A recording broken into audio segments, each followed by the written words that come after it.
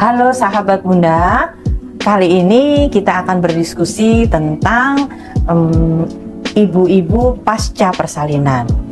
Apa saja kesehatan mental yang bisa berubah pada saat ibu-ibu melahirkan? Ada 3 macam ya, ibu-ibu muda yang sedang hamil atau yang sedang promil, yang sedang mempersiapkan kehamilan. Yang pertama, mungkin ibu-ibu sudah sering dengar yang namanya baby blues atau disebut juga maternity blues atau disebut juga blues saja ya. Yang kedua, depresi pasca persalinan atau postnatal depression. Yang ketiga, psikosis pasca persalinan. Kita bahas satu-satu ya ibu-ibu. Yang pertama tentang baby blues. Baby blues kenapa sih disebut blues? Karena walaupun seorang ibu itu semula menanti-nanti kehamilannya, menanti-nanti pasca persalinan, aduh saya akan dapat anak nih, takjub ya, membayangkan nanti akan happy bermain bersama bayinya. Ternyata 30-75% ibu yang pasca persalinan pernah mengalami baby blues. Tinggi banget ya prevalensinya, ternyata betul. Tidak pandang bulu, dokter pun ada loh yang mengalami baby blues. Gejalanya apa? Gejalanya itu persis seperti orang yang mengalami depresi. Seperti apa? Yang jelas, pertama kali rasanya sedih ya, tidak bersemangat, tidak ingin merawat bayinya, tidak ingin menyusui bayinya ya, bahkan bayinya di dekatnya aja itu dia tidak nyaman ya. Jadi seringkali ketika dia mau menyusui misalnya, ayo ini baru hari-hari pertama biar bayinya belajar menyusui. Nah, ketika bayinya nangis dia juga ikut nangis ya, seperti itu, tidak nyaman banget. Nah, biasanya kalau seperti itu, dokter anak atau dokter kandungannya akan memahami, oh ini ibu kayaknya belum siap nih baby blues. Dan biasanya yang rawat gabung kemudian akan dipisahkan terlebih dahulu. Ya, ini beberapa kali terjadi di RSIA Bunda sini. Ya, seperti itu dipisahkan. Ketika dipisahkan dari ibunya, bayinya tenang, ibunya juga nggak nangis lagi. Ya, itu yang pertama ya, sedih, tidak ingin merawat bayi, tidak ingin menyusui.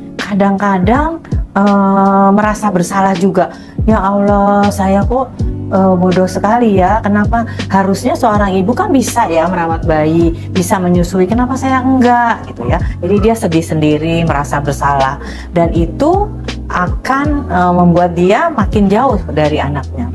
Bayi ini akan merasa betul kalau seseorang atau ibunya itu nyaman, ibunya itu senang sama dia, dia akan tenang. Terbukti apa? Beberapa kali saya mendapatkan ibu yang baby blues datang bersama suaminya, itu bayi digendong oleh ibunya. Nah, ketika bayinya itu pipis nih ya, contoh aja ya, bayinya pipis, ibunya mau ganti popok, aduh gelisah banget, ditaruh, sudah diganti popoknya, digendong sama ayahnya, bayinya lebih tenang dibanding sama digendong ibunya. Nah, ini membuktikan bahwa bayi akan merasakan ketidaktenangan ketika ibunya juga tidak tenang. Nah, kenapa bisa terjadi baby blues?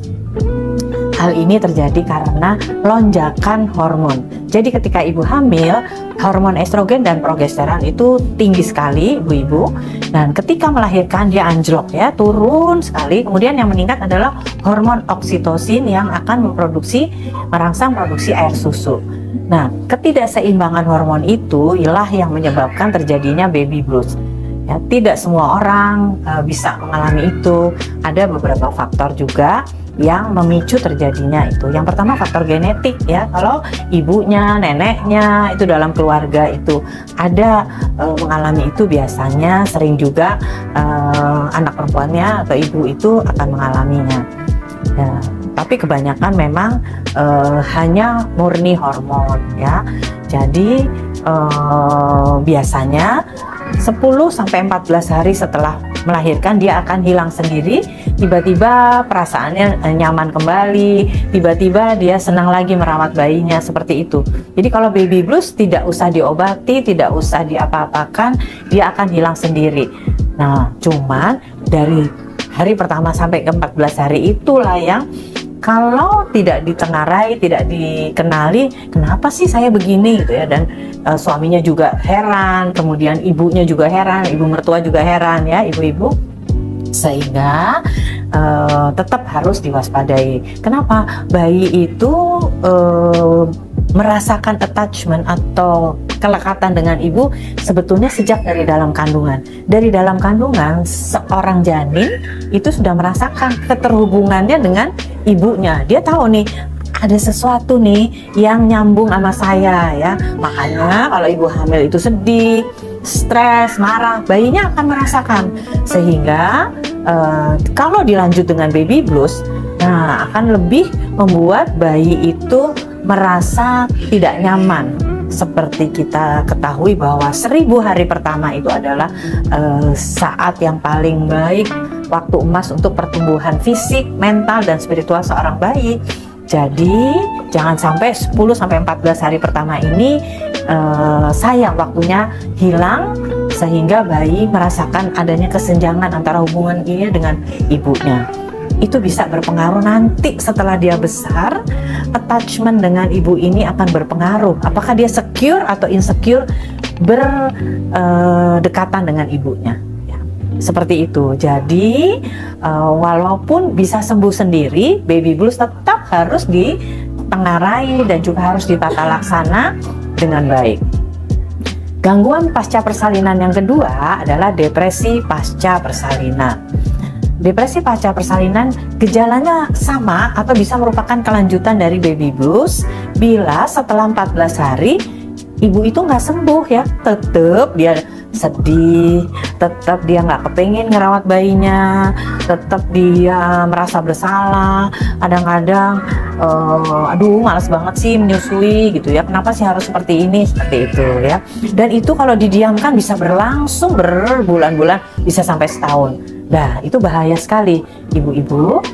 Kalau bayi-bayi itu tidak mendapatkan attachment, tidak mendapatkan kelekatan dengan ibunya pada hari-hari pertama sampai 3 bulan, 6 bulan pertama, dia akan merasa bahwa ibunya itu tidak menginginkan dia merasa dirinya tidak berarti. Kenapa sampai tahu seperti itu? Sudah ada penelitiannya di infant psychiatry namanya, bahwa bayi yang sekecil itu pun sudah bisa merasakan bagaimana keterlekatan dan kenyamanan berdekatan dengan ibunya.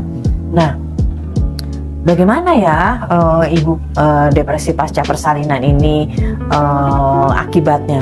Jadi kalau ibu depresi, bayinya masih beberapa bulan, bahkan kalau nggak ngerti sampai setahun, berarti ibu itu tidak melakukan stimulasi kan ya, ibu-ibu. Harusnya bayi itu sebetulnya sih sejak dari dalam kandungan, lalu hari-hari pertama, dan setiap hari kita ajak komunikasi, kita ajak bicara, walaupun dia tidak bisa menjawab, kan kita tetap ajak ngomong, iya ibu, iya cantik, iya cakep, misalnya kalau anak laki-laki ya, seperti itu anak akan merasa dirinya berarti, merasa dirinya diterima, mulailah timbul rasa percaya diri, rasa dirinya eksis ya, seperti itu. Dan kalau tidak dilakukan stimulasi, sudah kelihatan ibu-ibu, umur 3 tahun sudah kelihatan bahwa perkembangan emosinya itu terhambat dibandingkan dengan teman-temannya yang umur 3 tahun itu. Sulit waktu masuk playgroup ya, sulit membaur dengan anak-anak yang lainnya. Pada usia 4 tahun bisa ketahuan juga bahwa perkembangan kognitifnya atau perkembangan kepintarannya tidak seperti anak-anak yang mengalami stimulasi.